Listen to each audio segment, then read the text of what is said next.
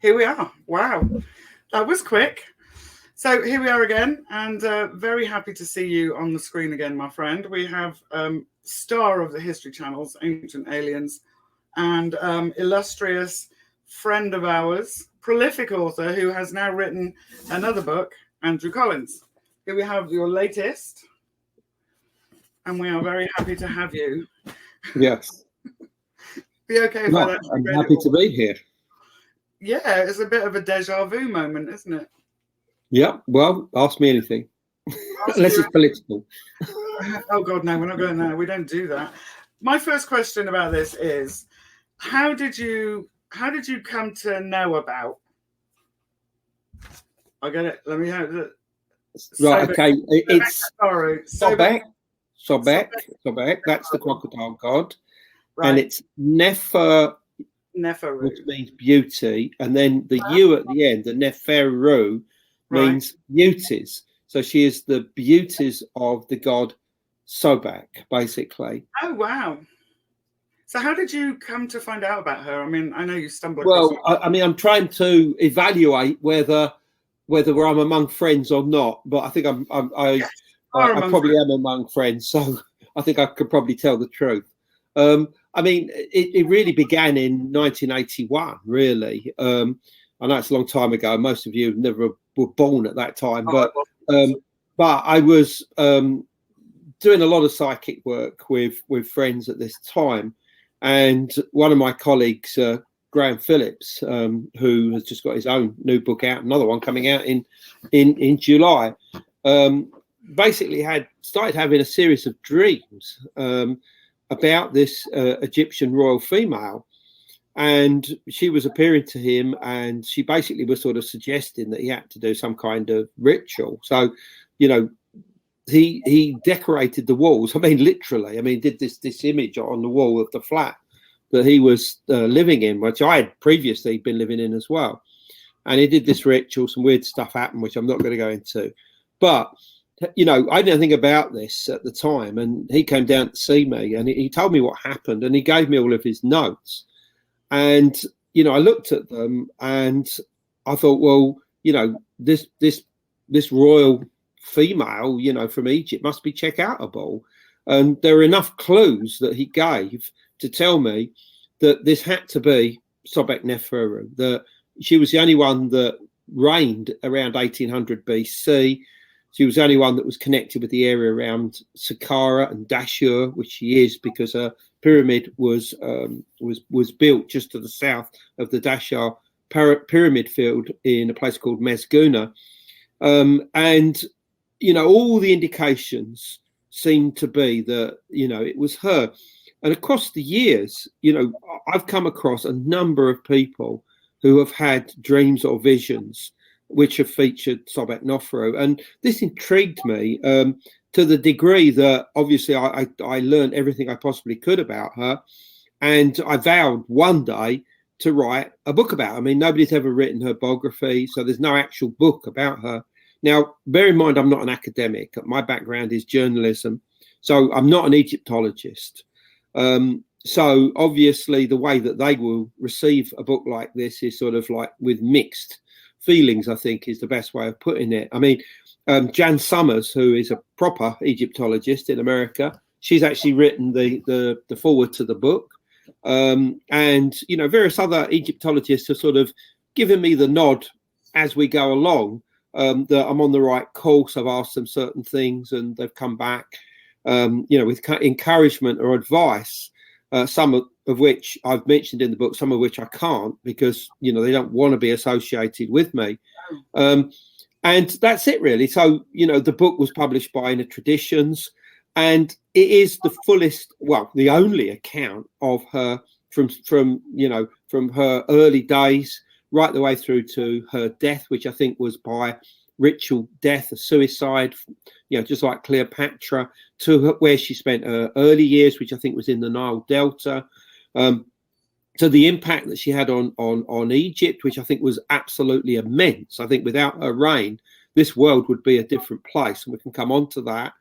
And the fact that, you know, even though most of the viewers out there are going to be saying, well, I've never heard of her, you do know her. you do know her. You have seen her in films, because if you've ever seen a horror film where an Egyptian royal female comes back from the dead and plagues the living, it's her. And the reason why it's her is because all of those stories are based on one novel, and that's The Jewel of Seven Stars, that was written by Bram Stoker, obviously the author of Dracula, which was published in 1903. And all these later accounts, even though they might have given her a different name, or even have put her in a different, time frame. By the way, she actually lived during the 12th dynasty, which was a very successful dynasty, which was at the tail end of the Middle Kingdom. And thereafter, a very tumultuous dark age occurred in Egyptian history, which is known as the Second Intermediate Period, which we can come on to, where basically Egypt fell. I mean, it fell to these warlords that had come in from Canaan, called the Hyksos, or Shepherd Kings, as they're remembered. And they took over the show. They took over northern Egypt. They trashed most of the rest of the country. But they left this puppet dynasty of Egyptian pharaohs in the south of the country. And they were the 13th dynasty. But what they didn't realize is that because of the way that Sobeknofru had virtually created this dynasty and passed on the baton of sovereignty to them and said, look, it is your job now to, look after Egypt to make sure it rises again.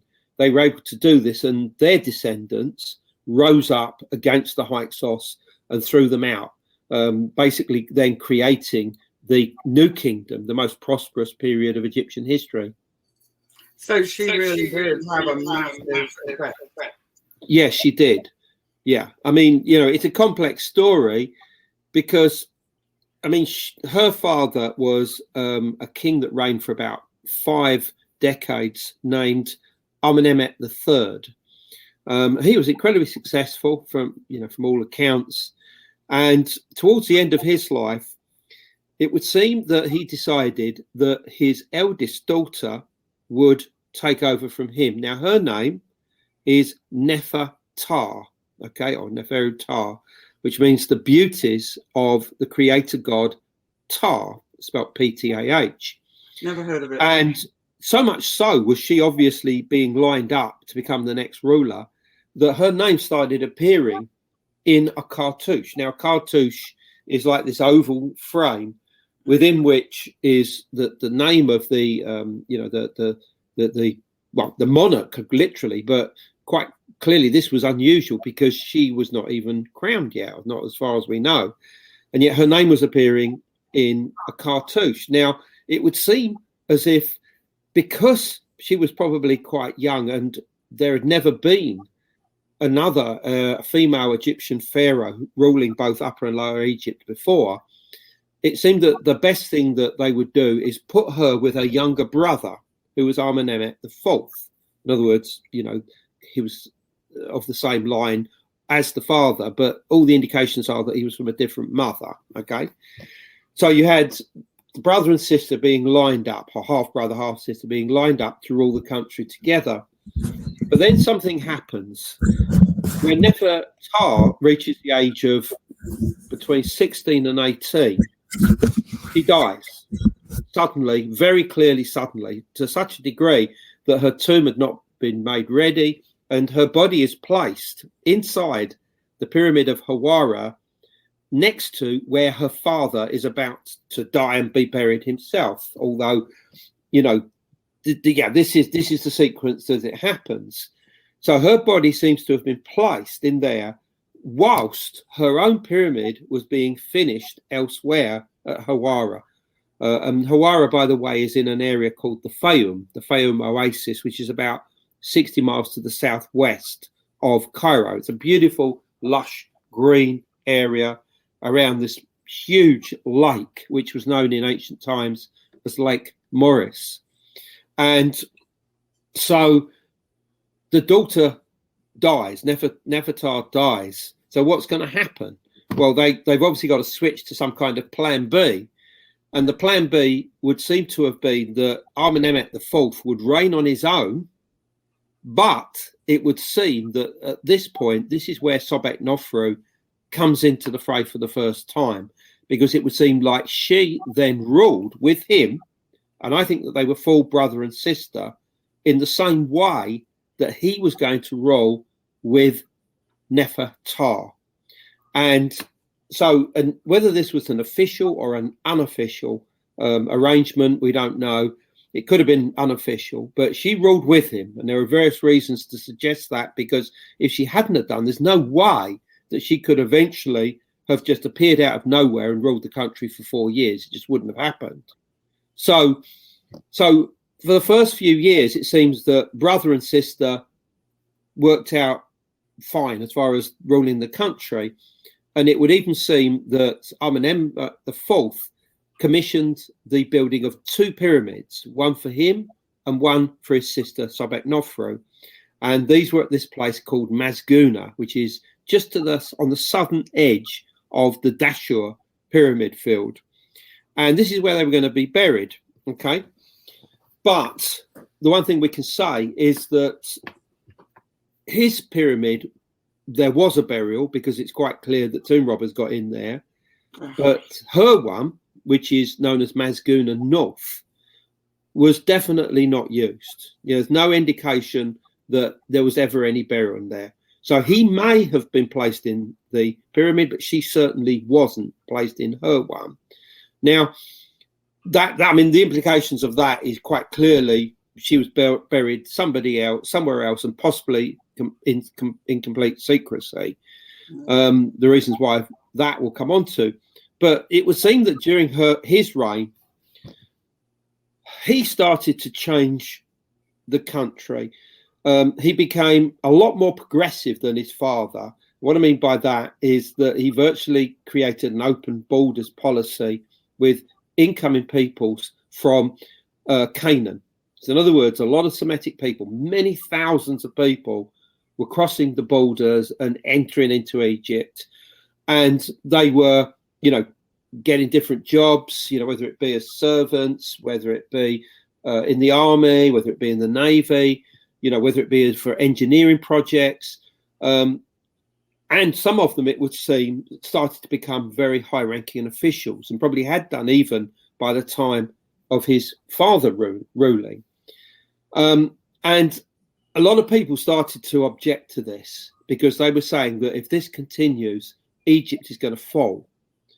And so I think what happened, and again, this is what all the evidence seems to suggest, is that certain factions approached her separately, Sobek-Nofru, and said, look, the country's going to fall if your brother continues to take it in this direction.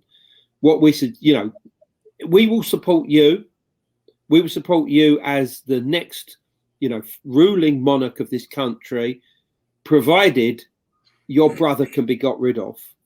And I think that he was murdered, and she would certainly have had knowledge of that. Now, whether she was directly involved with it or not, I don't know. And that the brother was murdered, and that allowed her then to take over the country for 4 years, ruling on her own. There doesn't seem to have been, any kind of consort with her. And what she did was she completely changed everything. She shut the borders. She shut a lot of trading with Canaan, which included a lot of mining operations in the Sinai, which were quite vital for the country. But she shut down the country, to try and take stock and restore a certain amount of sovereignty in the country. And it would seem as if this did the trick, because, as I said, she then seems to have created this 13th dynasty, and the first 2 kings of the 13th dynasty would seem to possibly have been sons of her brother. Now, I know it sounds weird, because if she was involved with his death, then why would they support her? But this does seem to be the case. If they weren't the sons of her brother, they may have even been her sons. We don't know. But what we do know is that at least 5 of maybe 6 of the kings of this 13th dynasty all ruled under the name Sobek. Sobek what was it, Sobek Hotep, which basically means sort of serving, the god Sobek. And it would seem that they also created her as this living deity. In other words, they created a cult in her name, which continued on throughout this Dark Age, this Second Intermediate period, and would seem to have still existed during the New Kingdom period, and that people, still revered her as this almost like a deity. And this was interesting because it would seem that wherever she was buried was lost, certainly to the general public, even by the beginning of the New Kingdom, because there's evidence from a tomb in Thebes that people were going there believing that that's where she was buried, and it clearly wasn't. It was a priestess of Hathor, goddess Hathor, which we know the name of now, and it certainly wasn't her. And this particular priestess lived, a few generations before her, and yet inscriptions are being left on the wall in the name of Sobek Nofru. So it's clear that people didn't know where she was buried even by this time, and that again tells us that there's a very good chance that she was buried on the quick after her death, and probably because people were after her, and they would have been after her body as well.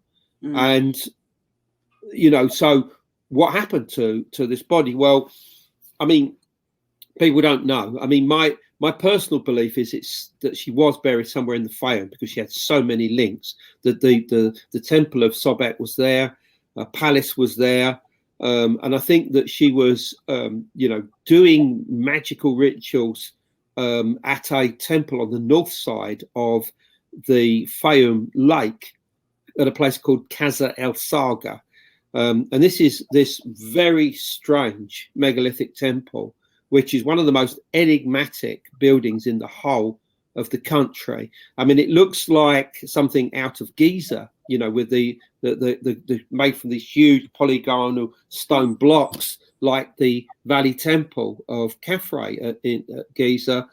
And it may well date to the same period, but there's no question that it was reconstructed during the very late 12th dynasty. And I found two pieces of evidence of partial cartouches, or not so much cartouches, but inscriptions that appear to be in her name that were found in the vicinity of the Khazar Saga temple. Nobody has ever put this together before, so there are clear indications that this temple is connected with her. Now, the temple itself is known locally as the Temple of the Crocodile, and the reason for this is that it's associated with a legend which says that a Egyptian pharaoh was being chased by dogs, and they came to the shores of the Fayum Lake and thought they were going to die. But at this point, a crocodile appears and says, jump on my back and I'll take you to safety. So as you do, he got on the top of the back of this crocodile, and the crocodile takes them out to an island and leaves them on an island, and they're obviously saved, and that's that. And supposedly, as a thank you to the crocodile, the Khazar Saga temple was constructed, in honor of not just the crocodile, but clearly the god Sobek. Now, this is a silly tale, of course, but it probably contains kernels of some very interesting information. One, to do with the belief and practices associated with the crocodile god Sobek, which was seen to be a form of the sun. In fact, the belief during the time of Sobek Nofru was that Sobek himself was the sun god, basically. He was the first god to be created. And it was said that each night, when the sun set, it would then transform into a crocodile. In other words, as Sobek Ra, the sun in the form of a crocodile, swim through the lake from west to east, and then at dawn would rise up onto the shores, resume its form as the sun disk, and rise up into the sky. This was the belief at this time. And Wow. This is a really interesting statement. It's clearly linked with the story about the pharaoh being carried on the back of the crocodile. So, you know, we're going to go down rabbit holes with all of this, but, you know, this is the sort of stuff which is beginning to come out to do with her. Fascinating. Could this, am I echoing because it's driving me crazy? A little bit. A little bit. Now, is my sound stopped or am I still here? No, you're there. Okay, good. Could that be that they're riding on the back of the crocodile? Could that be where they're transferring to heaven, so to speak, where they're going on to the afterlife? Is that like a symbol of that? Yeah, definitely. Because normally the sun in ancient Egyptian religion was said to go beneath the earth through something called the duat, like the underworld, at night from sunset. There were like two portals, you know, where you entered at sunset and where you came out at dawn. And during the time of night, it would go through the earth or underneath the earth. And this was envisaged almost like a sort of cave underworld. And it would be this same cave underworld that the dead pharaoh would take, the same passage, this same rite of passage would occur at the point of death, because it was believed that once a pharaoh died and was placed in the tomb, the whole idea was that they would go to the west, they would go underneath the earth, be reborn on the eastern horizon, which was known as the Aku, and they would then rise up and then somehow rise up to the constellation of Orion, which was on the Milky Way. But then it would once they're on the Milky Way, they would then continue their journey into the northern part of the sky, where the so-called circumpolar stars were, you know, the stars that never set. Right. And it was believed that the afterlife was in this direction, and that the pharaoh would actually become a star themselves. You know, their spirit would become something known as an ak. An ak is generally translated as meaning something like glorious spirit. Now that's what was basically in place from the Pyramid Age onwards, but different things were going on in the 12th dynasty, which climaxed during the reign of Sobeknofru. I mean, firstly, they changed the position of Upper and the point of demarcation between Upper and Lower Egypt. I mean, in the Old Kingdom, for instance, it was far to the north, corresponding with the Old Kingdom capital of Memphis. That's, in other words, this was the latitude that marked. Right. The north of that was Lower Egypt, and south of it was Upper Egypt. But even before Sobeknofru's reign in the 12th dynasty, they moved it down to correspond with the latitude of the Fayum. And the reason for this is because they built a new capital city on the Nile corresponding to that same latitude. And everybody assumes that's simply the reason why they did it. But it's not. In my opinion, it's not. It's because they believed that the Fayum was the place of the ancestors, the place where their original ancestors had come from.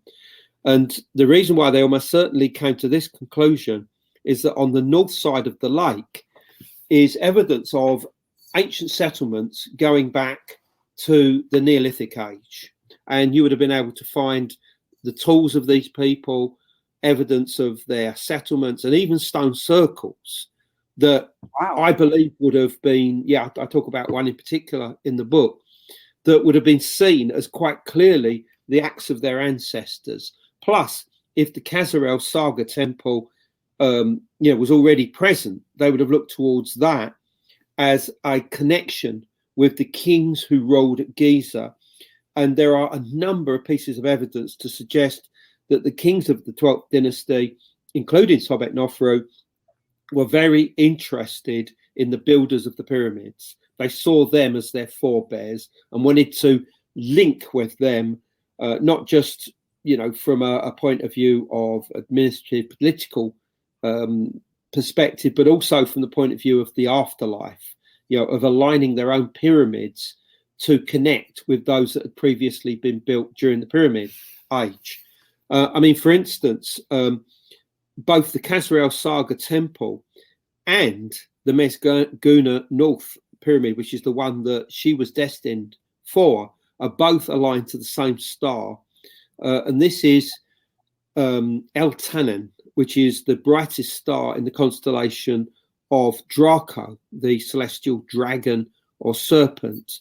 And it would seem the reason for this is that she and obviously the people that preceded her, the pharaohs, saw a sky figure occupied by these same stars, which was Draco, Ursa Minor, and to a degree Ursa Major, which took the form of this huge hippopotamus. And on the back of this hippopotamus represented the mother of Sobek. Her name is Neith, a very, very ancient goddess who almost certainly goes back before dynastic times itself, and may well have been recognized as this sky figure at the beginning of dynastic history. And on the back of this hippopotamus is a crocodile. And that crocodile is obviously the son of Neith, and that is Sobek. Sobek is the son of the goddess Neith. So they would seem to have been the two most important deities that Sobek Nofru was interested in. Obviously Sobek, her own name is Sobek.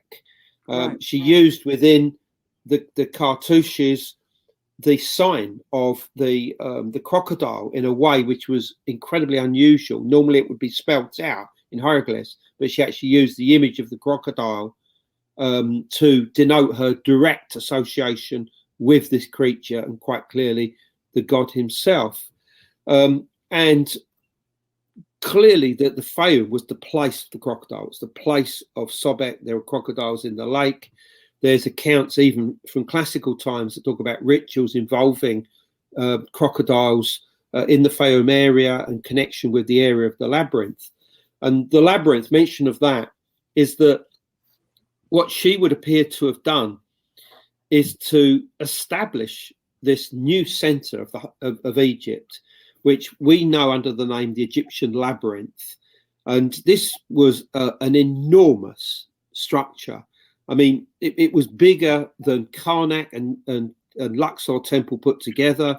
And in addition to that, if you add the Ramessean on the other side of the Nile, on the west side, and put them all together, the labyrinth was even bigger than this. Wow. And Herodotus, who was a Greek writer, Greek historian, who wrote around 450 BC and went to the labyrinth and describes it, he says that this monument was grander even than the Great Pyramid. So, this must have been an extraordinary structure in the past. And he said that there was as much underground as there was overground. So there was a huge subterranean labyrinth associated with it as well. And presumably this is where a lot of the rites and rituals to do with the crocodile took place. Do you think they'll be able to dig it up and find it? People have been trying to dig up the labyrinth since the beginning of the 19th century. The first main archaeologist, a German by the name of Karl Lepsius, did a lot of work there. I think it was in the 1840s.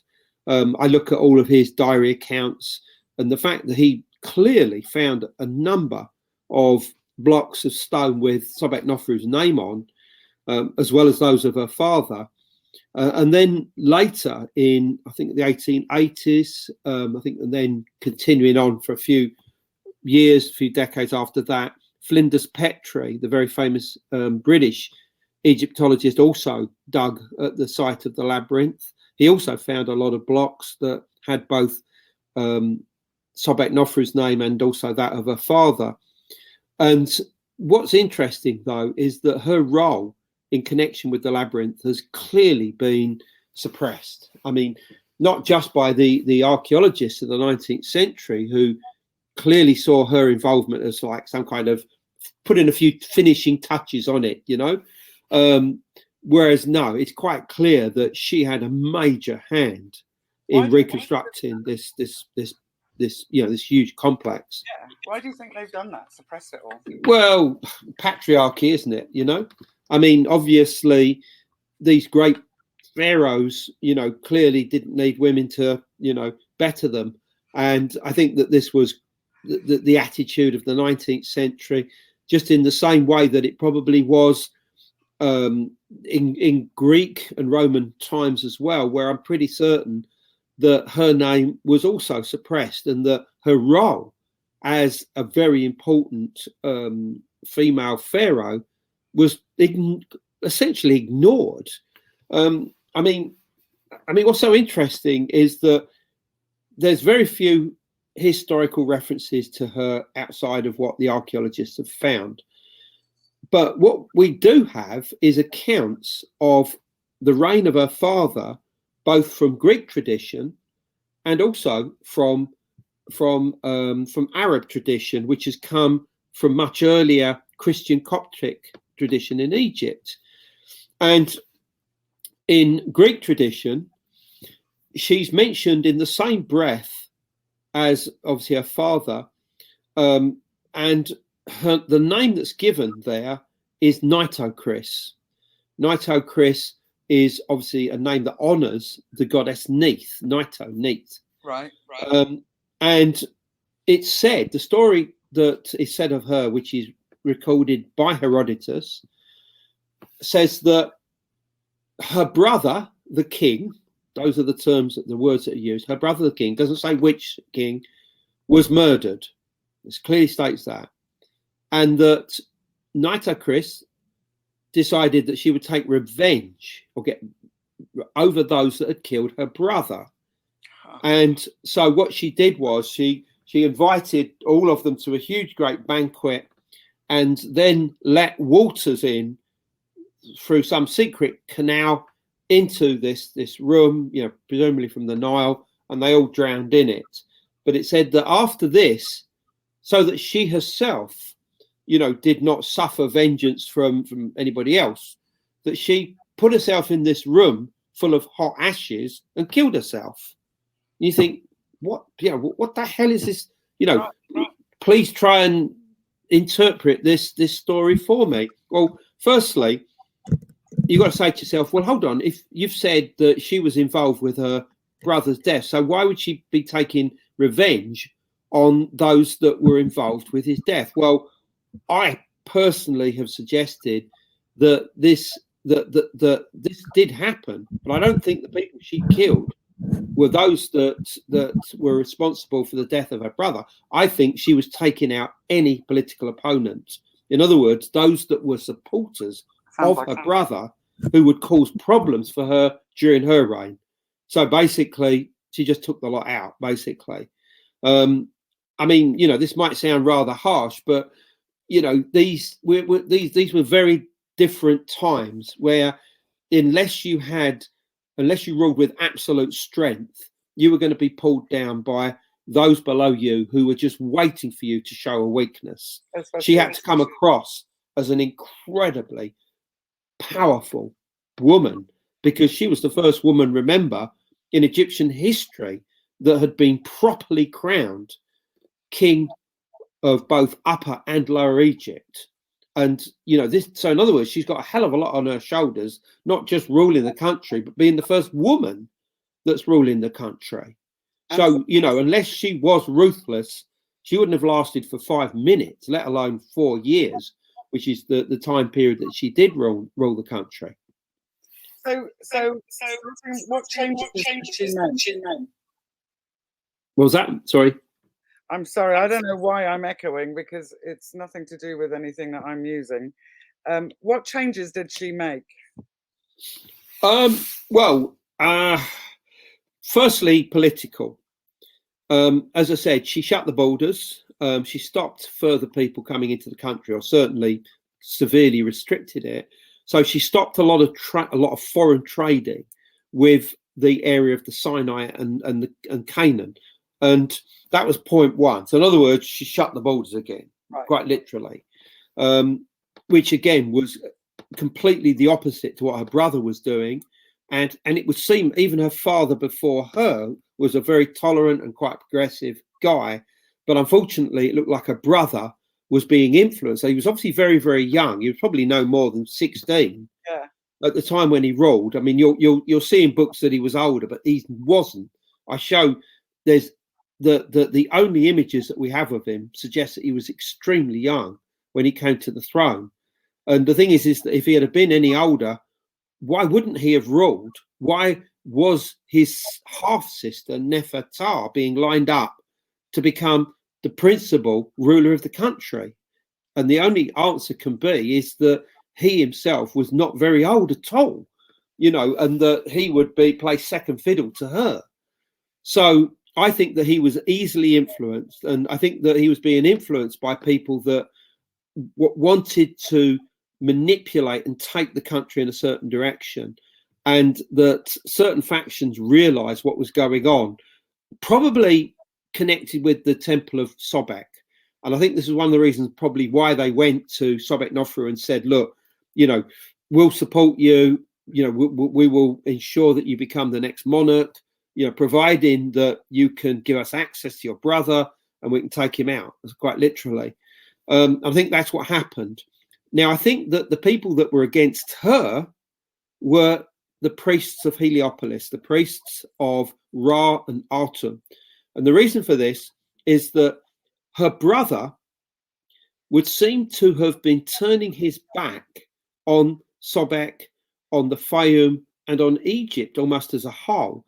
And he had intentions of founding a brand new kingdom in the Sinai, focused around this religious center known as Serabat el-Kadam, which would seem to have been important to him, his father, and various other of the kings that had preceded them. And this huge cult center was actually dedicated to the goddess Hathor. She plays a very important role in all this story as well, by the way. And so her brother was trying to set up this, and clearly he was being manipulated into doing it. I mean, obviously he was going along with it and thought it was the right thing for the country, but others felt that this was the wrong direction that Egypt should be going. And this is what split up, brother and sister, to the point that I think that towards the end of his reign, they were miles apart. And what's interesting is that her brother would seem to have favoured the cult of Atum and Ra over and above that of any other god or goddess. And, in personal inscriptions, he wouldn't say anything about Sobek. He was talking about Atum. Atum is the creator form of the sun god Ra. Mm-hmm. And that means that he was affiliated with the temple of Heliopolis. And the interesting thing about that, and this all makes perfect sense, is that they were the ones that were embracing this new progressive attitude in Egypt, and particularly associating themselves with the incoming Canaanite peoples, who saw them as like, the particular Egyptian religion that they could embrace. And this is certainly the case, because once the Hyksos warlords entered the scene, which was just a couple of generations after Sobek dies, they embrace the cult of Heliopolis, the cult of Ra, and they are crowned, with names that give them Ra and, at the end of their name, sort of thing. So, there's no question that Heliopolis was siding not only with her brother, but also with the Canaanite peoples that were coming into the country. I mean, Heliopolis itself is right at the end of at least two major routes into the country from Canaan, basically. So in other words, all the peoples that were coming in, if they weren't settling in the Nile Delta, were coming in and settling in the area of what is today Cairo, which is where Heliopolis was. This had been a major center for Canaanite peoples for many thousands of years already. There were settlements just to the south of there, which were unquestionably of Canaanite origin. So, you know, this was the political affairs. And the thing is that the people that obviously came to Sobek-Nofra and said, look, you know, you've got to make some changes. We've got to get rid of your brother. They were right, because, you know, the country does fall in just a couple of generations. So if they had not have gone to Sobek-Nofra, the country would have fallen. It would probably have just become almost like another vassal state of Canaan. Right. And this world would have been completely different. You know, Egypt would never have risen up. You would never have had the new kingdom with all the kings like Ramesses, Thutmose, Akhenaten, Tutankhamun, Hatshepsut, Nefertiti. None of these names would have been known if it hadn't have been for Sobek-Nofra. Stopped it. That's kind of brilliant. It's never mentioned her mother. I mean, her mother was insignificant, or did she die, or? No, I mean, her mother's not mentioned in connection with her, but it is mentioned in connection with her brother, because Manetho is a chronicler who lived about 300 to 350 BC, and he's the one that gives us the Chronicle of the Egyptian Kings, which was quoted in various later sources. And when he comes down the 12th dynasty to Sobek-Nofru, who he refers to under the name Skemiophris, and that's an obscure name, but it seems to be a corruption of Sobek-Nofru, which for reasons which I'm not even going to bother to go into at the moment, but it is.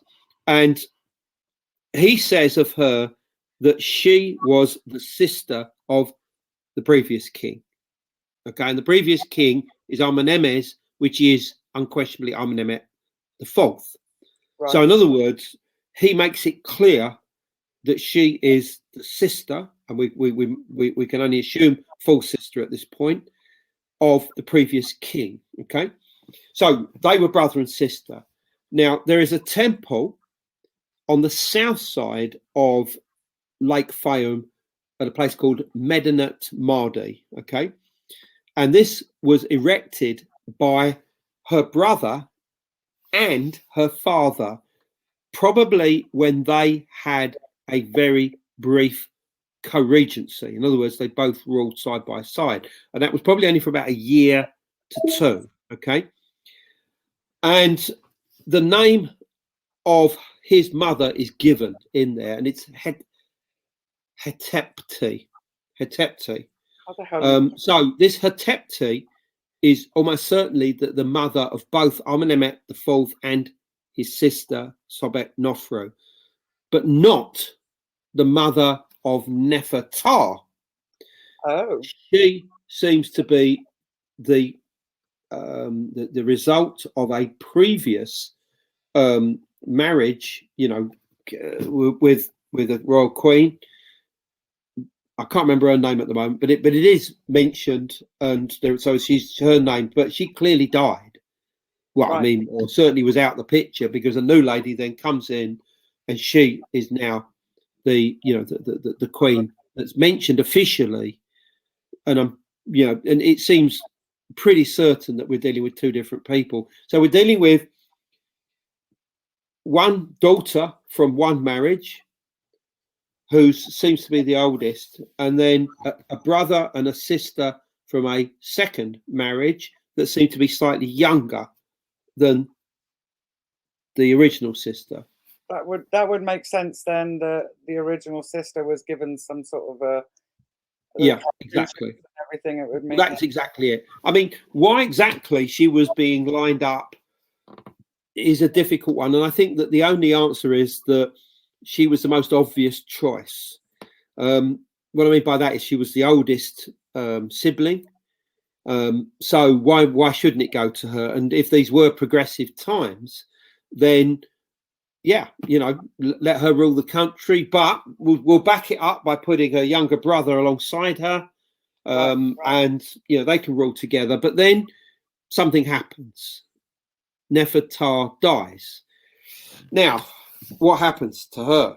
She could have died through natural causes, she could have died through an accident, or she could have been bumped off. What's it going to be? And obviously we haven't got any answers, but all I will say is who stands to benefit from her death. Right. It seems that it's an easy way to do it. Get rid of her, take her out. Yeah. That's it really. And I mean, I don't want to paint Sobeknefer too badly, because I think that all the indications are that she was, doing good for Egypt. But these were very ruthless times. And, you only got to look at, let's say, the Ptolemies, or even the Caesars in Rome and know that, everybody bumped everybody else off to stay in power.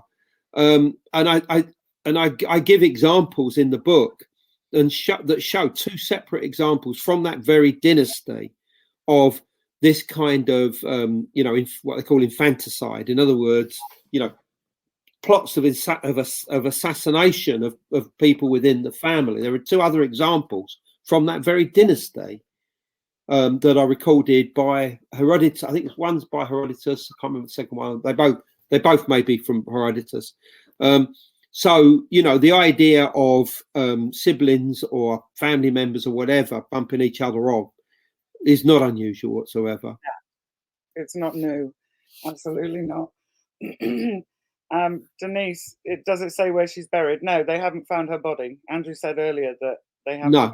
No. I mean, as I said, I'm pretty certain that I know roughly where it is. And what I mean by that is, by deduction, I would have said that she would have kept to being in the Pharaoh for two reasons. Firstly, if she died on the quick, and if they were after her, they were coming for her, which I think is exactly what happened at the end of her reign. I think that she entered into what she might have seen in terms of a ritual death. In other words, to have gone into this room, just like Herodotus tells us, where he says there was like hot ashes. Another word is even closer to what's the word, incense. Right. It implies that this is a special room where incense burns. And in Greek, this is known as an aditon, which is like a special room, can be underground, can be in a separate part of a building where ritual activity would take place. In other words, you would venerate the ancestors or venerate the gods in them, and clearly you would burn incense. And I think that what was happening is that the incense itself would have contained some kind of psychoactive substance, but also I suggest that she probably intook further substances as well. And I show that the comparison between her death and that of Cleopatra. Cleopatra kills herself after Mark Antony, her lover, partner, dies in 30 BC. And you are told, obviously through the classical accounts, that a snake was smuggled into her, apartment, whatever it was, and, put up to the arm, and it killed her. Well, that's symbolism. Of course, yeah. But, the snake is a symbol of the goddess Isis. The snake was her personal symbol. Isis, Cleopatra was a personal devotee of Isis. She wore an Isis pendant around her neck. All the indications are that she was a full follower of Isis, maybe even a princess of her. And Isis was the goddess of magic and medicine. And so the snake therefore becomes the symbol of medicine, just like it does across Egypt, the Near East, Anatolia. So that story about her and the snake is masking the fact that she almost certainly took some kind of psychoactive substances that allowed her to slip into death. And again, this is not just me making this up. I quote academic, papers that seem to back up all of these theories here, particularly Cleopatra using psychoactive substances, so that she would quite literally walk into death. Wow. Poisoned, as we would say. Yeah, it's poison. Obviously, look, with any psychoactive substance, it needs to be carefully monitored, particularly if it's, something quite harsh that you only take a very small amount. I do give various examples of psychoactive substances that would have been available, during this, during dynastic Egypt, that have been recorded. And I think that any one of these, if you don't take them in the right quantities, if it's not checked, it could easily kill you, very, very easily. Absolutely. The stupidest stuff can. So, how does that follow on? Who comes after the Sobek people? Just so that we can get an idea of where it all goes. Well, okay, it's not a simple story, because once she dies, not one but two separate dynasties begin. One is the 13th dynasty that is quite clearly loyal to her memory. They deify her, and a number of the kings all have names honouring Sobek, clearly they're honouring the same temple and the same, ethos which she herself was associated with. In other words, they are following clearly in her footsteps. Okay, so let's call them the Egyptian dynasty.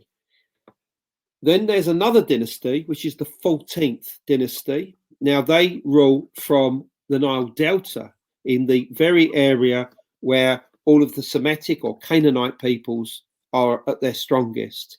And although technically it's an Egyptian dynasty, from the names of the different kings, it's clear that most of them were Canaanite. And so this was a Canaanite dynasty. And so they were almost preparing the grounds for the incoming Hyksos warlords that would come into the country and become the kings. Now, those Hyksos kings, once they enter the country, form their own dynasty, which is the 15th dynasty. Okay. Now, This is all very complicated, but please try and go with me on it. Yeah, I am. There is another dynasty that rises around this time, the 16th, which I'm going to be honest, is so confusing that I've not even dealt with it in the book, because some people suggest it was Egyptian, some people suggest it was Hyksos. I mean, they just don't really know. But what comes out the 13th dynasty is the 17th dynasty. Now, that seems to simply be an extension of the 13th dynasty. You've got more kings there that have names dedicated, so that honour Sobek, and it is the kings from that dynasty that begin to rise up against the Hyksos, ending with two brothers by the name of Kamos and Ahmose, who Kamos is the last king of the 17th dynasty, and Ahmose becomes the first king of the 18th dynasty. And they completely rout the Hyksos. They get rid of them. They send them packing back to where they came from, which was probably northern Palestine, Syria area. So they basically did what the brother did by letting them all in. They did eventually, over a period of a few years, they did manage to take over, and that's what happened with the 14th. That's exactly what happened. Yeah. In other words, it was a process that probably began during the time of Sobek Nofru's father, Amenemhet III. In fact, there are certain statues that show her father in a style of dress. I mean, the statue iconography that very much matches that of the later Hyksos. Now you say, well, why is that? Well, he was clearly trying to appeal to the maximum audience. So not just the native Egyptians, but also the incoming Canaanite people. So he would show himself dressed in the same style as the Canaanite peoples. He was obviously trying to keep everybody happy. They were opening the borders. They were saying, look, come to Egypt. There's plenty on offer here, plenty of jobs to, all round. And that was great.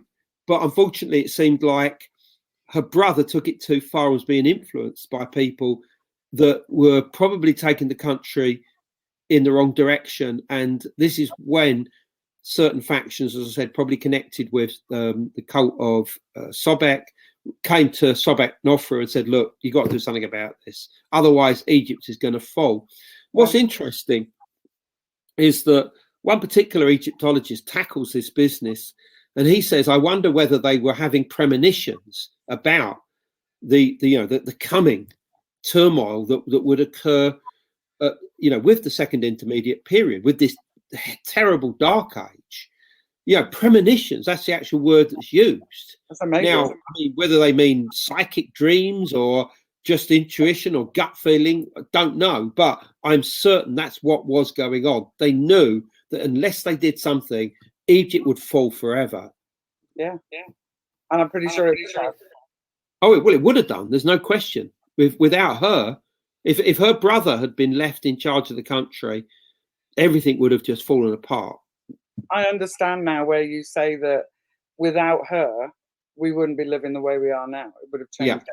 And I mean, all right, we don't know. I mean, obviously, but let's say without Egyptian history or the second half of it, from the New Kingdom onwards, if that hadn't have existed, where would the world be now? I mean, maybe a better place, maybe a worse place. We don't know, but it would certainly be different. And if you think that the discovery of Tutankhamun's tomb in 1922 changed our perspective of ancient Egypt, we had Art Deco, architecture changed, art changed, styles, jewelry changed, everything changed in the world. And that was simply through the discovery of one single tomb. So, that shows you just how much impact Egypt has had on our modern world. So how much has it had, let's say, on the Greeks, the Romans, the Arabs, the Coptic Christians? I mean, what would have happened? Maybe all of this would have been a completely different world in which we live. So did she have any children, or because you said that you didn't know whether those two younger ones were hers or the brothers? Well, the two younger, the two, I think they probably were brothers, and they became the first two kings of the 13th dynasty. Both of them had Amenemhet as part of their name, and that clearly shows that they're an extension of the dynasty that had just gone. Now, it has been suggested by Kim Reichhold, who's a major Egyptologist that's looked a lot at this period, that they were the sons of Amenemhet IV, in other words, Sobekneferu's brother. Right. And that, clearly they rose to become the first two kings. Now, but then you say to yourself, well, okay, let's assume that that's right for the moment. Why is it that they would have followed a woman who may well have killed their father? And the only answer to that is that, that either she somehow convinced them that this was the right thing to do, or she had a more personal connection with them. And that has suggested to some people that they could have been her own children. Yeah, it makes sense. If they were her own children, who was the father? And the chances are that they would have been those of Amenemhet IV, her brother, because I think that all the indications are that at the beginning of his reign they were very, very close. Apparently. I think that they may well have been, very close. A little too close. Yeah. Wow, that must have made family gatherings very interesting. Holy. Well, quite. But I mean, remember, it's all official. It's like, I mean, they were clearly quite close as brother and sister, and then they start to rule together. And as I said, it's not clear whether this was official or unofficial. But I'm pretty certain that if she had not ruled alongside her brother, there's no way that she would have been called upon to take over the country. And also, what about these two young children? Surely they should have taken precedence over anybody else. Absolutely. Mind you, and it's not simply a case that she was a regent. Sorry, that she essentially was acting on their behalf, until they came of age. This doesn't seem to be the case. She was fully fledged Pharaoh of Upper and Lower Egypt. I wonder if somebody struck a deal with her. Well, they did. That's exactly what I think happened. But they did strike the deal. Yeah, definitely. So who of this? There's two younger ones. They carried on. You said that they carried on to reign. Did they have kids? Did that go down, or did that? Probably. I mean, the problem with the 13th dynasty is that it's so vague as far as our knowledge of that dynasty is concerned, that all we have really is names that are recorded by the Chronicles of the Kings. In the Chronicles of the Kings, Manetho most obviously, but also their names crop up, in discoveries on archaeological digs. But the context is often difficult to interpret, and we just don't know enough. This is definitely the beginning of this dark age. Now, some people suggest that the second intermediate period didn't begin until after this particular dynasty, but I can't see that. And I mean, so I have classed it all beginning with the end of her reign, with her death. So we don't know enough, is the honest answer, to know, who their sons were and who their sons, whatever. And also, it's quite clear that a lot of these 13th dynasty rulers were probably just princes rising up, and were ruling for very short periods of time. I mean, probably just months, some of them. Yeah.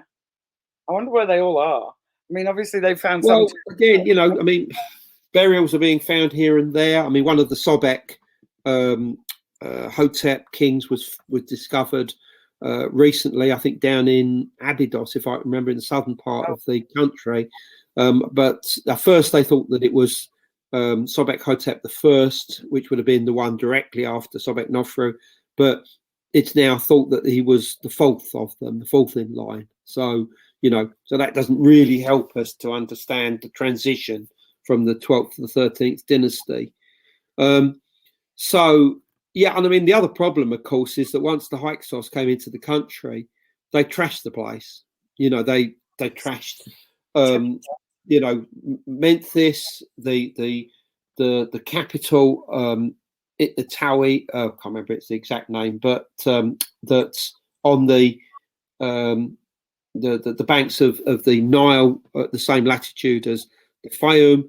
The Fayum itself, they almost certainly trashed that. The palaces, the temples, which is why the kings of the 13th dynasty had to move right to the south of the country and rule from Thebes down there.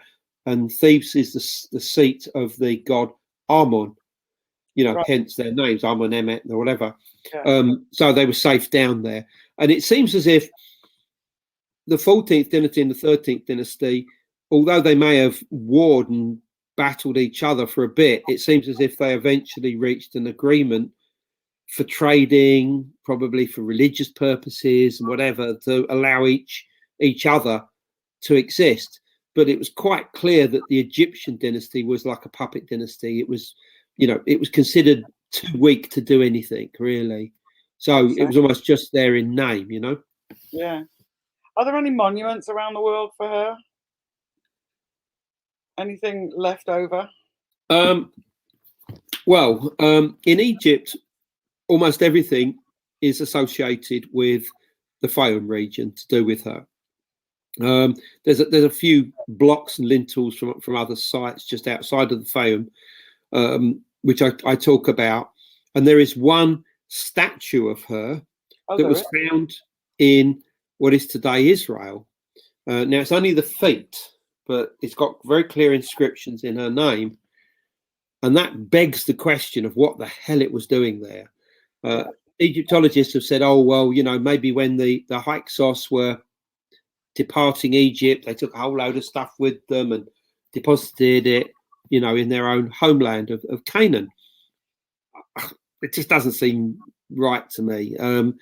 I think that there's good evidence to suggest that before she rose to power, either during the reign of her father or perhaps during the early years of her brother's reign, she acted as an envoy into Canaan, and that in other words, she would meet these vassal kings, these rulers of these city states, and maybe present them with a statue, because in theory Egypt was in control of them. So this was a cursory visit to say, right, everything going okay, trading all okay still with the country, and just remember who's in charge, and that's what those sort of visits would have been.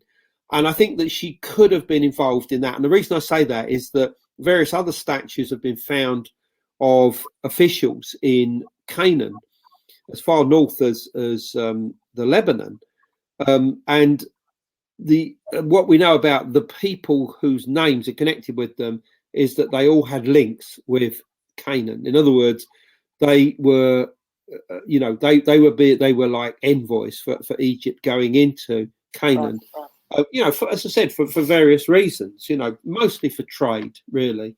But as I said, there was a lot of Canaanite and Semitic speaking people coming into Egypt from the time of Sobek-Nofru's father, and arguably even before that.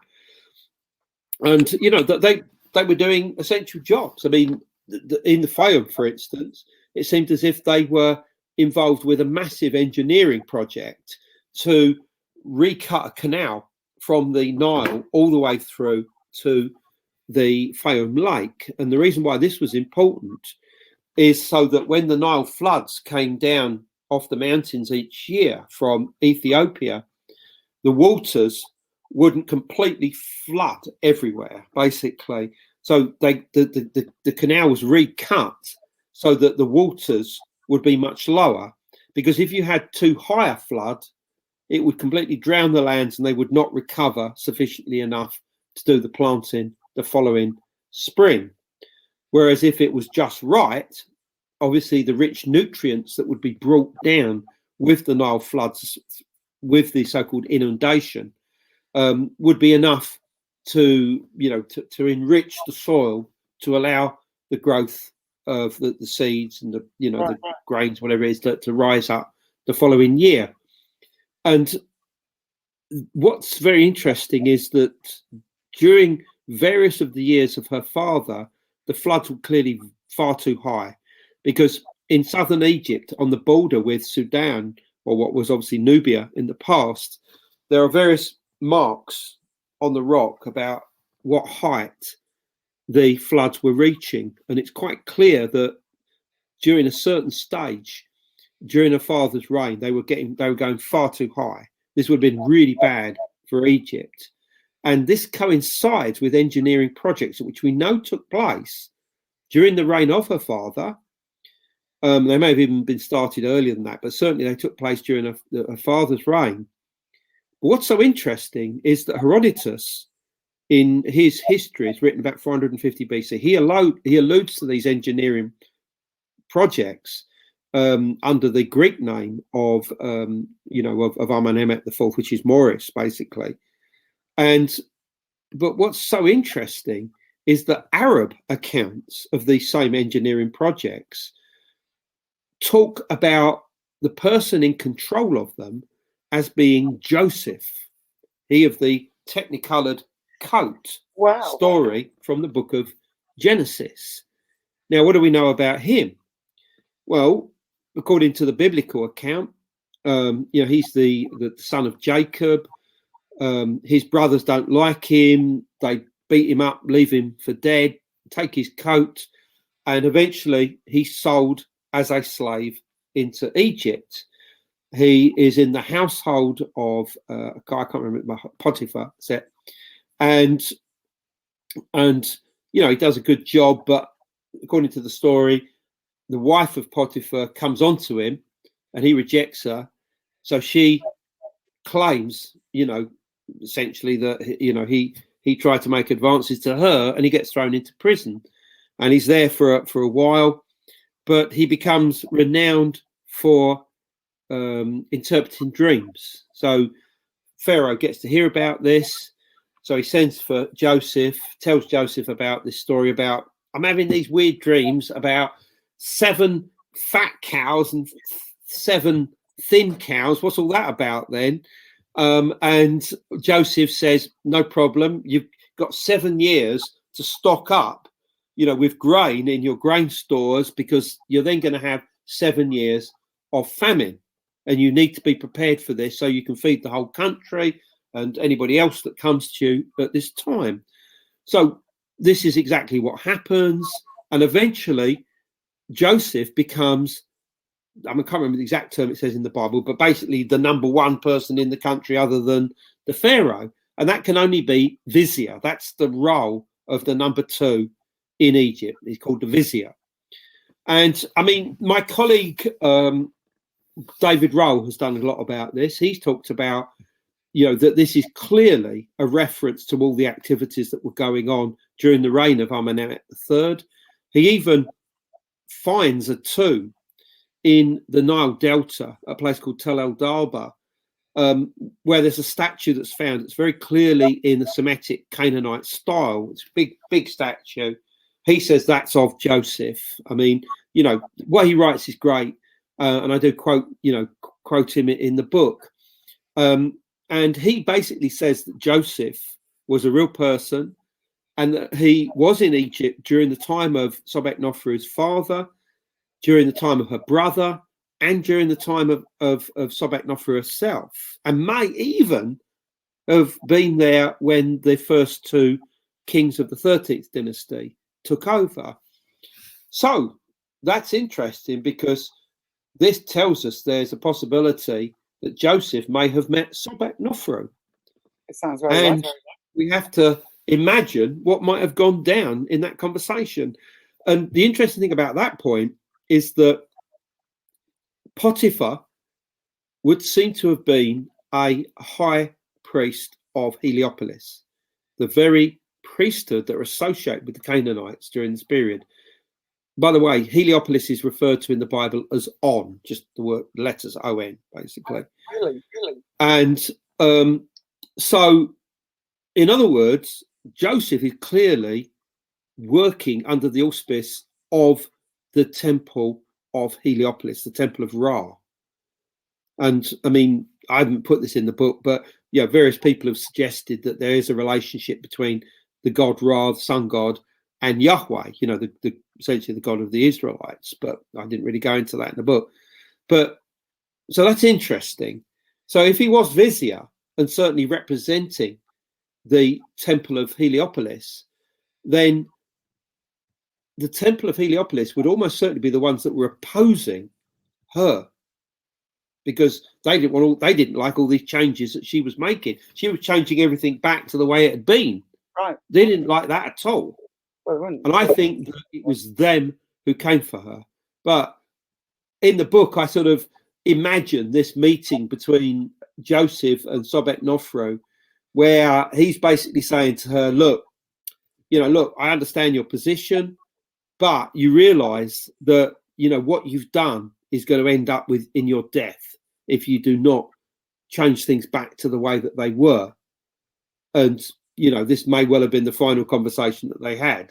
Yeah, I imagine that, that this was how it went down. I mean, whether it did or not, we don't know. But I'm pretty sure they would have done that at that time. But, because he was unquestionably aligned to the Temple of Heliopolis, and they were the ones that were coming for her. And I think that at the end of her reign, she really knew that her time was up. I mean, that they were coming for her literally. And that, the options were let them, take you, let them put you to death, let them parade you around the streets, make you look very weak. And this, of course, is exactly why Cleopatra committed suicide. She didn't want to be dragged off to Rome and paraded around the streets, before being publicly executed, probably. So I think that it was exactly the same with Sobeknofru, that she decided that the best thing was she'd done a job, and for the sake of, cosmic truth, justice, order in the country, she'd done what she needed to do. Now she needed to get out. But then the question becomes, what happened to her at the point of death? Did she receive the same type of mortuary rituals that would be given to the other kings? And remember, these have to be done, at a set time, over a period of 90 odd days. Then you'd be moved from one temple to the next, from the valley temple, the valley temple to the mortuary temple, and finally into the tomb or the pyramid. And all this had to be done at the right time. Otherwise, your soul was not going to enter the afterlife in the correct way. Right. Well, I would say that a lot of corners were cut in her burial. And I think there is a good chance that she didn't even make it into a pyramid. I think that she was secretly buried in probably an existing tomb that was probably cut for another court official or something that was requisited for her. And I think it's somewhere in the northern Fayum area. That would be my guess. It's going to be fascinating to see that unfold. I wonder if she's anywhere near Saqqara. What's that? I wonder if she's anywhere near Saqqara. Well, I mean, obviously others have speculated. By the way, this is the first book on her. I mean, clearly she receives, a few pages in any book on, the history of the kings of Egypt, but they don't say much about her really. Ultimately, clearly she's a fascinating figure. I mean, look, I've written a whole book about her, and I mean, I haven't messed about. I mean, this is a thick old book. I mean, this is nearly 120,000 words. I mean, and with thousands of references, thousands of well, seems like thousands anyway, of bibliography entries. I've pieced the story together, and I'm meticulous in this way to try and get every single fact and juggle them around until I've got answers. And that's what I've done in this book, and so I think I've got every piece of evidence, but it's always the way. The book comes out, the first thing that happens is either you find an error in the book. That's almost the first thing that you ever do when you open a book. I think, oh God, you've read a book about 100 times, and then the first thing you do, you open it, oh my God, look, there's an error. It almost happens with every book that you ever do. But luckily, generally, they're only typos or whatever. But what's happened with this book is that somebody sent me a video of somebody inside the temple of Medinet Mahdi, which, by the way, we're going as part of our Egyptian tour in November. By the way, we're going to all these sites, and we're going in search of Sobek-Nofru in November. If you want to come with us, all the details are on andrewcollins.com. Doing it with Hugh Newman and JJ Ainsworth of Megalithomania. So, check out all of that. So everything's on andrewcollins.com if you want to have afterwards. I'll get we'll talk about all that afterwards. But anyway, I'm sorry, I've lost my thread going on to the commercial side of it. Going in November. So obviously other people have speculated on where she is, and there are a few minor pyramids in Saqqara and in Dashur that have not been claimed. I mean, they don't know, who was put inside them. There's no obvious inscriptions, and it has been suggested that maybe one of these was hers, but it's pure speculation. I mean, nobody ultimately knows. What we do know is that there is a reference to, as I said, this cult in her name that's from the second intermediate period, and it actually refers to what appears to be her place of burial, and it's called Sekhem Sobek-Nofru, something or other.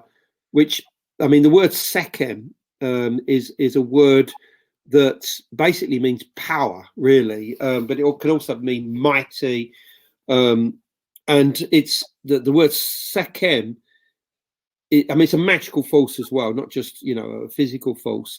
But the most obvious name that comes out of it is Sekhmet, which is the lion-headed goddess. And one of the names, one of the royal names of Sobek-Nofru includes the word Sekhem, and it's clear that she put this word out as very important to her. In other words, I am mighty, I am powerful, I have a magical force behind me, that is, essentially the force of Sekhmet, the lioness goddess.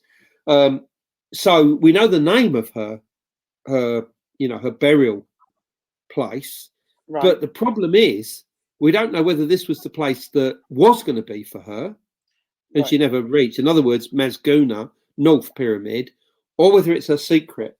place of burial. It's completely unclear. And as I said, even by the time of the 18th dynasty, her place of burial was lost, because otherwise people wouldn't be wandering all over the place looking for it and going into random 12th dynasty tombs thinking it might be hers.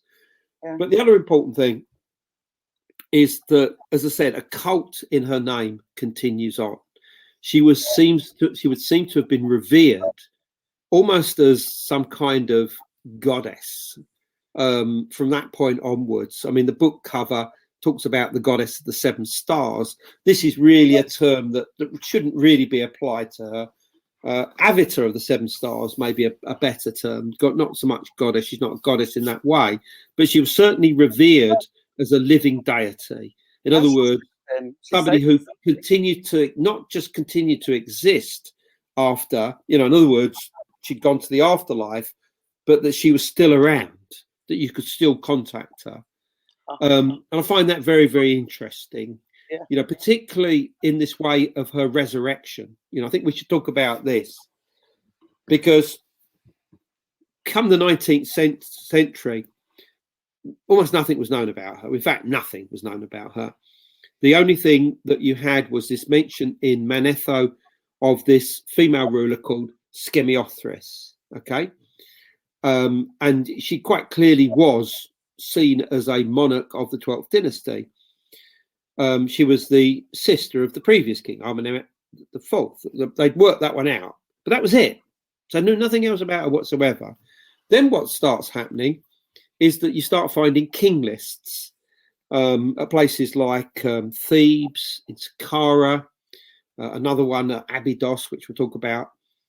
And you find mention of her proper name.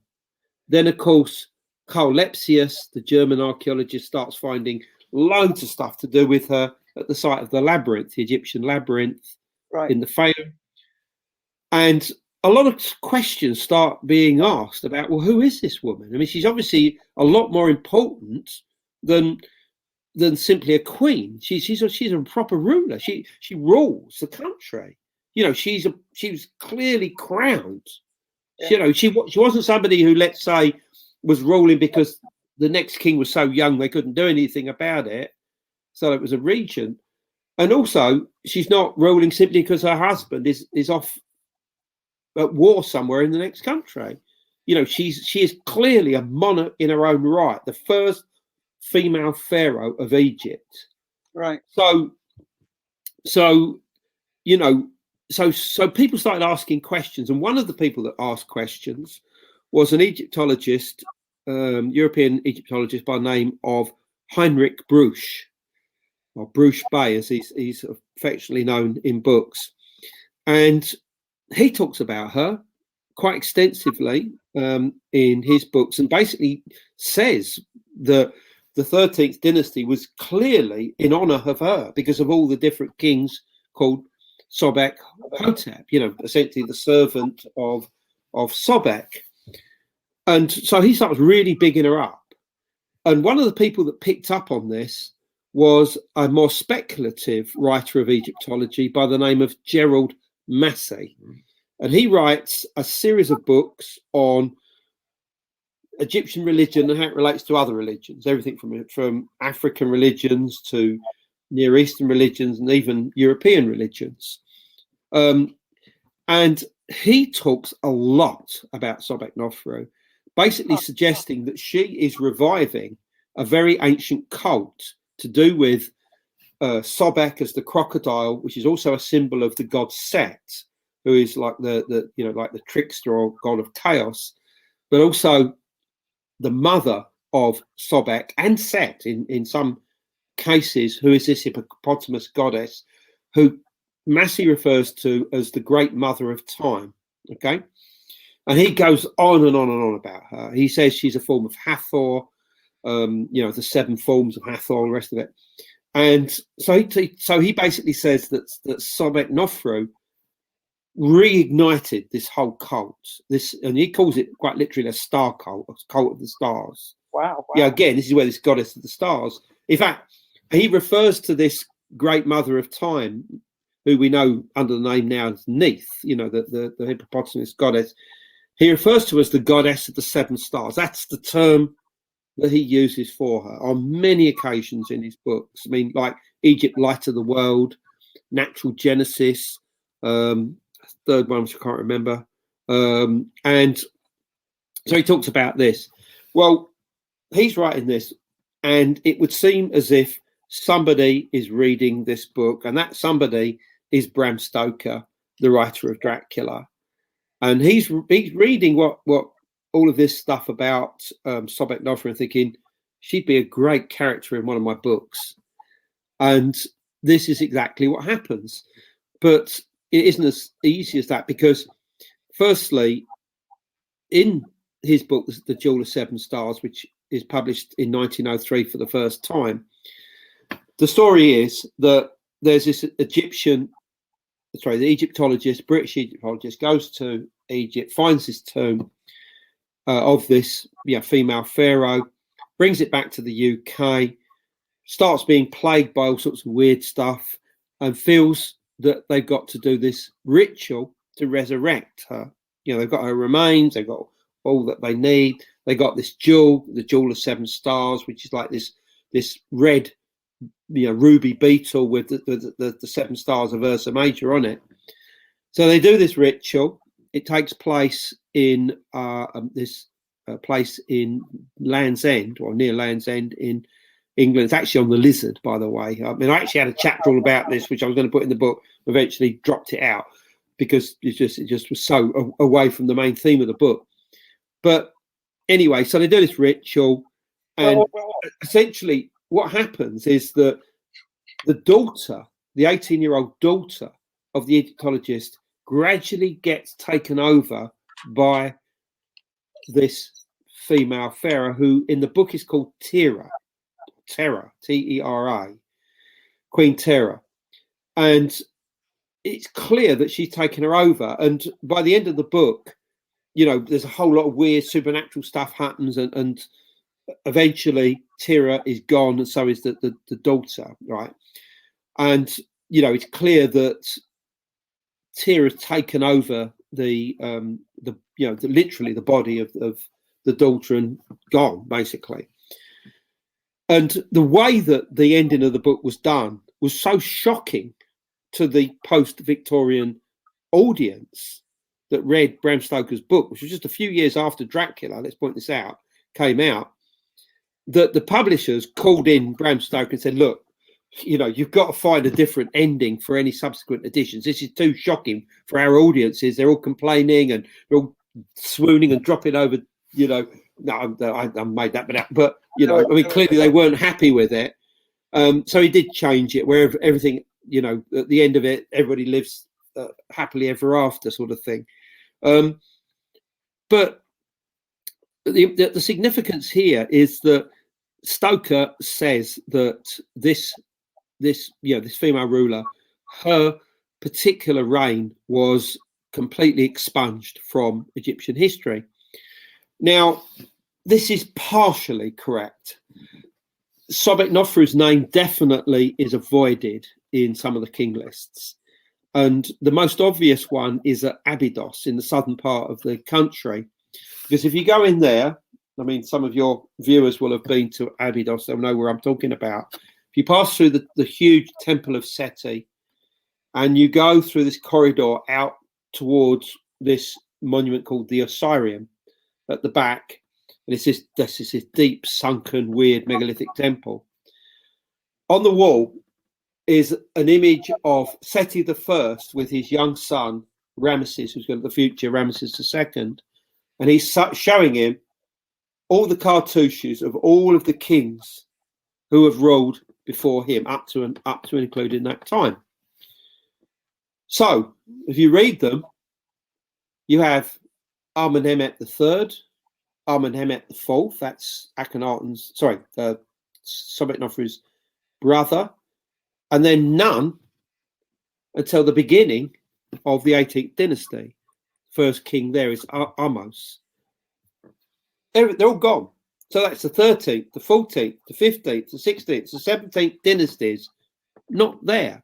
Now, all right, if they saw this as such a dark period of Egypt, I can understand why they might want to just forget it. Okay, but why blame her? Why is her name not there? And the answer has to be that they saw her as somehow responsible for what happened. I mean, clearly wrongly, and because they just didn't have enough information. So she was blanked from the king list. I mean, she's there in others. She's there in one from Saqqara. She's there at one at Thebes. So she wasn't completely blanked. But it's obvious that one of the reasons why we have so little statuary and architecture relating to her is that her name was a sponge from history after her reign. Excuse me. That is disgusting. This sodding thing is going to be mad. Sorry. The name of the book is Goddess of the Seven Stars? No. it's the first female pharaoh. No, not your book. Oh, sorry, that book. No, that book is called The Jewel of Seven Stars. Jewel of the Seven Stars. It's a brilliant book, by the way. I mean, I would recommend it to anybody to read. It is, and the other interesting thing about it is, if you're interested in things like the occult, Victoriana, is that Bram Stoker hung around all the occultists of the age. He worked at the time at the Lyceum Theatre. He was a manager there, and lots of people in the occult world doubled up as actresses, painters of scenes and things like this, and they all passed through the Lyceum. And amongst the people that was working at the Lyceum at the same time as him was a lady by the name of Florence Farr. Now, she's a well-known occultist. She got into Eastern mysticism or whatever eventually. She was also an actress, a playwright, a musician, and she was channeling at this time an Egyptian woman who she referred to as the Egyptian contact. And this was giving instructions on how to create this new magical order, which she set up inside an existing order known as the Golden Dawn. And the group that she set up was known as the Sphere. And it only supposedly was meant to have something like 12 people at any one time. And they visualized this three-dimensional tree of life, this Kabbalistic form, in the middle of which was this Egyptian figure. And they would communicate with it, and they'd have visions and, instructions on what to do. Now, the people in the Golden Dawn who weren't a part of this group really started getting worried about this, because they felt that this was evil, quite literally, and that was, wrong, and she shouldn't be doing. Florence Farr shouldn't be doing this. She was obviously being taken over by this Egyptian spirit. And this is exactly the story, of course, in Bram Stoker's The Jewel of Seven Stars, about this, this young woman that's gradually being taken over by this Egyptian royal female.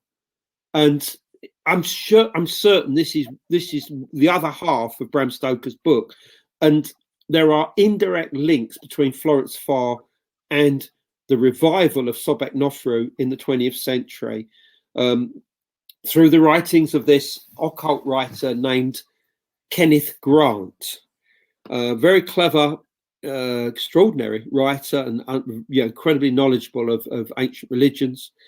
And he wrote a series of 3 trilogies, so 9 books in total, which are known as the Typhonian trilogies today. And in these, he seriously bigs up Sobek-Nofru as the founder and the revival of this, what he refers to as the Typhonian or Draconian current, basically this like magical current that begins in ancient Egypt, is revived by Sobek-Nofru, and then permeates through magical religious orders right the way through to the present day, very much like lineages in Tibet, for instance, with from different deities or groups, different orders of monks or whatever. And Kenneth Grant talks a lot about her, and he in his final book does make the link between her and Queen Tira in The Jewel of Seven Stars. Having said that, I'd already written about this in my own book, The Seventh Sword, which came out in 1991, where I talk about her.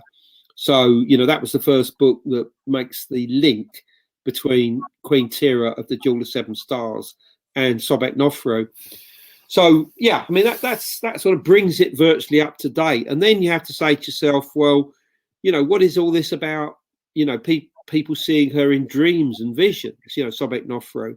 And this is a really interesting thing. I mean, this is more than simply random. I mean, there are various Egyptian female rulers. You've got Hatshepsut, you've got Nefertiti, you've got Cleopatra, various other, incredible women that ruled in between times.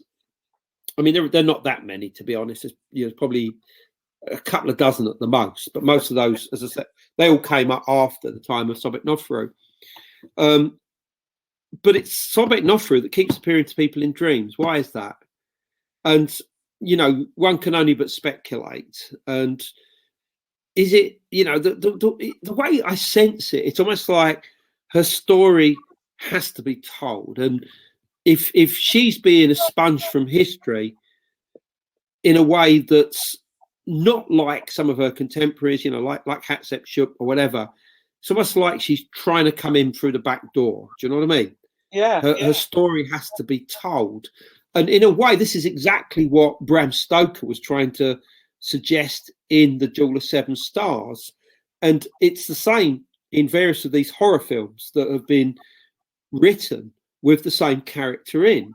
The latest of which was The Mummy from 2017 that starred Tom Cruise, right. Which had a few nods actually to the period of Sobek Nofru. It doesn't talk about her specifically. But I think that the best film, if people, want to watch one that's the closest to really getting to grips with Sobek Nofru, it's The Awakening from 1980. You can watch it for free on YouTube if you want, or obviously a better quality version on Prime or whatever. That's brilliant because most of it is actually set in Egypt. Most of the other adaptations of Bram Stoker's book are not set in Egypt. And I think it's brilliant the way that it's portrayed in there. And it's, and when finally, the Queen Tira, although she's called Kara in that film, which is very interesting because Sobek Nofru's throne name is Sobek Kara. So Kara is merely a shortening of her name. And it's clear that the scriptwriters of The Awakening were very much aware that Bram Stoker's book was based on Sobek Nofru and have given various nods to that, including the fact that the Egyptian Pharaoh that comes back from the dead in that film is said to have lived in 1800 BC. Well, that can only be her. There cannot be anybody else. So just to quickly go back to the thing that you said about the lizard in Cornwall. Yeah. And you said that you didn't think it had anything to do with it? Well, no, it has a lot to do with it, but not to do with my book.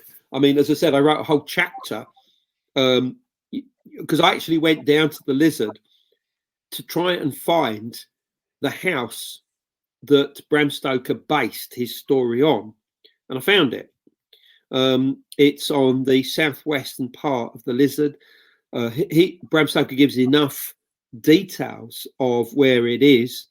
And it's now a hotel. Can't remember exactly which hotel it is, but it's on the lizard, and there are caves beneath it, which is exactly as he described, which were used for piracy.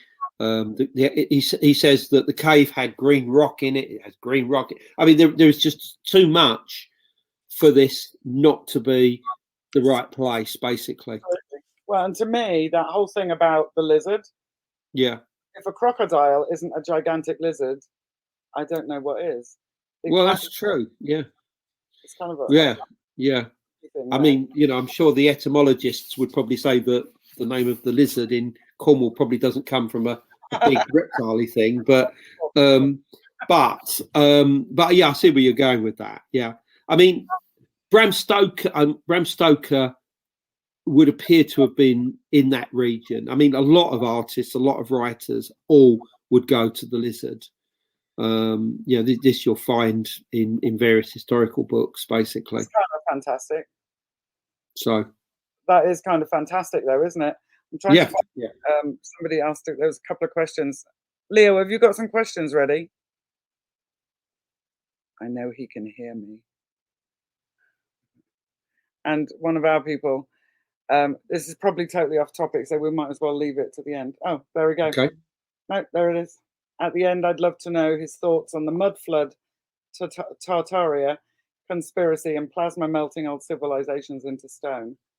Yeah. Okay. Right. Mud flood, Tartaria. Don't know anything about it at all. Plasma melting old civilizations into stone.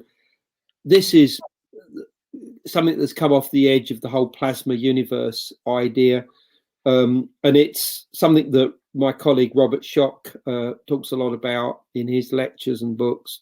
That that there was some kind of cataclysm. I think the date he gives is 9600 BC, where there was some kind of almost like a coronal mass ejection that quite literally covered the earth in lightning for a period of time and melted a lot of rock and quite clearly destroyed civilizations. I personally haven't found any real evidence that occurred. I mean, it could have done. We certainly know that there was a comet impact in 10,800 BC, and it caused a series of further cataclysms in the 100 years, well, certainly 300 years after that time. But by that time also there was a mini ice age that lasts all the way down to 9600 BC, which is the time that Göbekli Tepe is constructed. And something happened in 9600 BC. There's was it the meltwater pulse B event, a real sudden rise in water at that time, which was seen to have been caused very suddenly by a event occurring. This might have been associated with the plasma events that he's talking about. It's possible, but that's just a thought at this time. Interesting. And if he's been called back to work, he'll have to pay this back and listen to your answer later on. Well, I think it's unless anybody else has got any more questions, I think we've done well. I'm not going to knacker you. Well, you can knacker me, but I mean, all right. Let's just say a few things then.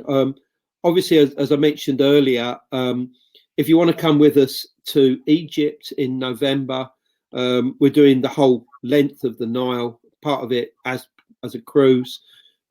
This will involve, private visits to the Great Pyramid, the Assyrian, and obviously we'll be going in 4x4 vehicles out into the Fayum to the Khazri Saga Temple, which is just one of the most enigmatic monuments in the whole of Egypt. And I spend a whole chapter trying to deal with that in the book and pulling together every piece of evidence.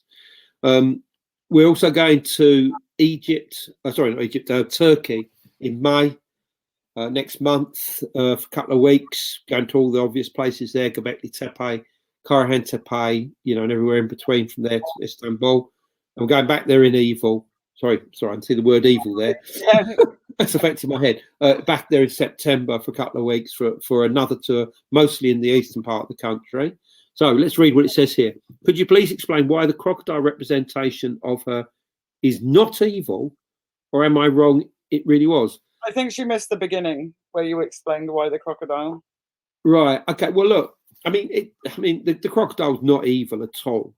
I mean, the only way that it became evil in Egypt is because of its association not with the god Sobek, but with the god Set. Now, Set was the brother of Osiris, and according to the legend, Set tricked his brother into this coffin, locked it up, threw it in the Nile, and killed him. He was resurrected by his sister Isis, but then in a further account, his body is split into 14 different pieces and spread out across the whole of Egypt, and they find every part of him other than his phallus, apparently, and Isis puts the whole lot back together again, and somehow she's able to, mate with him and create the son, who is Horus. I mean, so in other words, Set becomes the evil god in Egypt, and he, in some of the traditions, is the offspring of Neith, and he's also associated. No, sorry, hold on. Let me get this right. Yes, Sobek is the son of Set in some of the traditions. So there's a definite link between those two. And I try and cover this in the book towards the end when I deal with all the astronomy associated with it. So the reason why the crocodile becomes evil is because of its connection with Set. And then what happens is that in early Christian times, in Coptic Christian tradition, Satan was shown as Set or as a crocodile, and Horus, with his hawk head, is shown spearing the crocodile as Set or as Satan. In other words, the familiar image that we have from Christianity of St. Michael or St. George spearing the dragon, the Egyptian form of that is Horus on the horse spearing the crocodile. So that's the reason why the crocodile was seen as evil. Crazy stuff.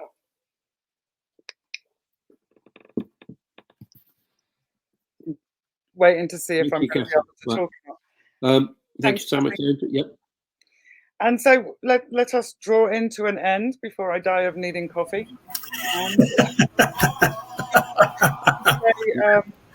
Yeah, everybody's saying thank you. I can't put them all up, but if I do it on behalf of the people throughout the whole show saying thank you and hi and all those, I didn't want to throw those up during the show, but I thought about doing that, but there was a lot of that going on. So there's a quick question from Nikki.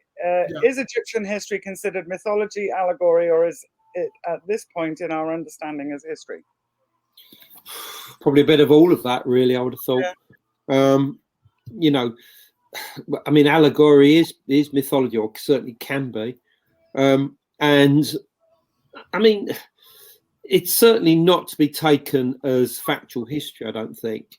But when you talk about the age of the gods, when you look at things like the foundation texts or building texts at places like Edfu in southern Egypt, they clearly talk about a previous age where there was a cataclysm, a time of darkness, an object appearing in the sky, which is described as the enemy snake, which I think is a comet, a period of destruction, a flood that completely destroys a primeval island, the temple structure. All of this, I think, does refer to a very real event in human history, which we know today as the Younger Dryas impact event of 10,800 BC.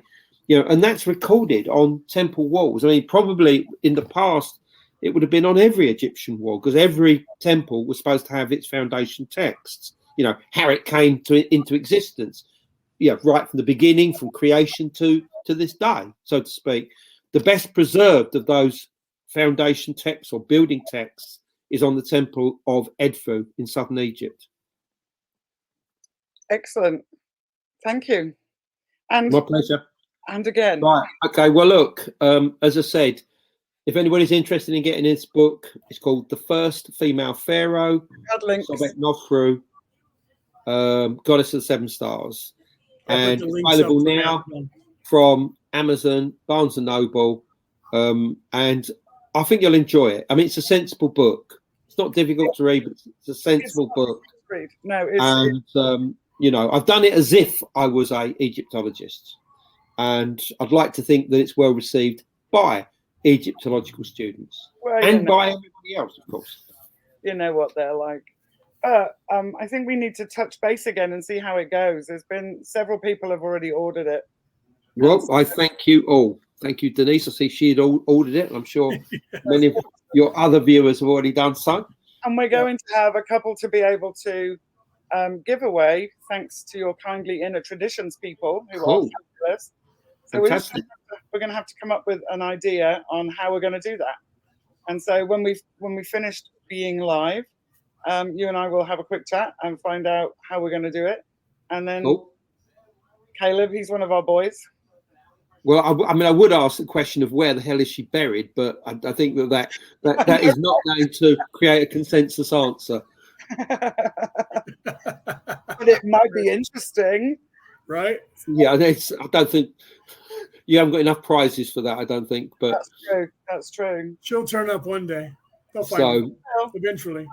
Hopefully, we're still on the planet when that happens. Right? All of them. So thanks, Andrew. It's been fantastic. That's my pleasure. And I look forward as always. Thank you both. What's in the pipeline? Thank you, everybody, for listening and watching.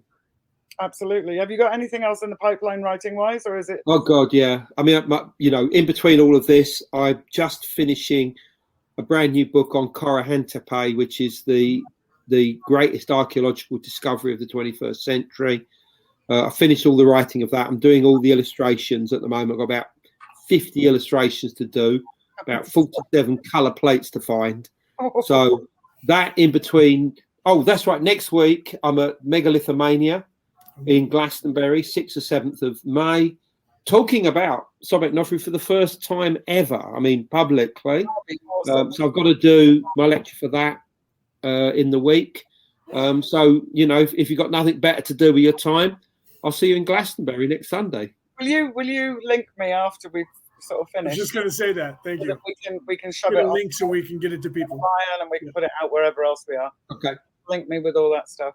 I think you can still get tickets for it if you're up for it. I mean, it's organised obviously by Megalithomania, and that's Hugh Newman. Their website is megalithomania.co.uk. Clearly, I've got links to it on my website, which is andrewcollins.com. And if you so wish to contact me about anything that I've said tonight, please do so. There's an email address on there, on my website, on the opening page of my website. Be prepared. Well, I mean, I'm intrigued. I mean, I'm happy to receive correspondence from people. It's weird. A lot of people think that they shouldn't write to you. It's like, A, that you'll never respond, or B, that, you never even see your emails because you've got so many people working for you. I've got nobody working for me. It's just me. So I see everything. That's awesome, though, isn't it? Well, yeah, although I could do with 4 pairs of hands and an extra 24 hours in a day. Well, yeah, that we could all do that, though, couldn't we? Indeed. So, again, thank you so much from the hearts of our bottoms. And it's my pleasure. It's always a pleasure being on here. Excellent. Thank you. And we look forward to the next one. Thank you. Absolutely. I'll see you this time next year then. Absolutely. Yeah. Right. Thank you. Right. Bye, everybody. There, everybody. Have a good evening, day, whatever it is, in your part of the world. Yeah, wherever it is, whatever time it is around the world where you're tuning into the show, right?